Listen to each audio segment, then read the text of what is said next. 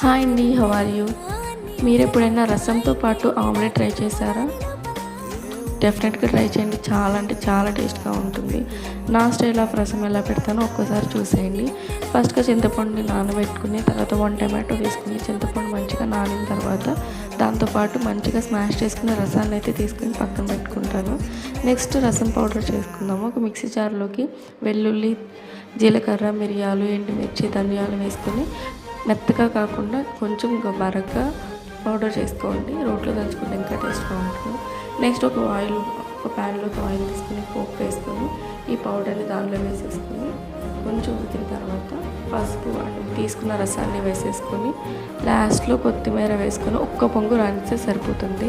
ఇంకా ఫైనల్గా ఒక్క ఆమ్లెట్ వేసుకుని తిన్నారంటే టేస్ట్ అయితే ఎక్సలెంట్ ఉంటుందండి. డెఫినెట్గా ట్రై చేయండి. మరిన్ని మంచి వీడియోస్ కావాలంటే please subscribe my channel. Bye bye.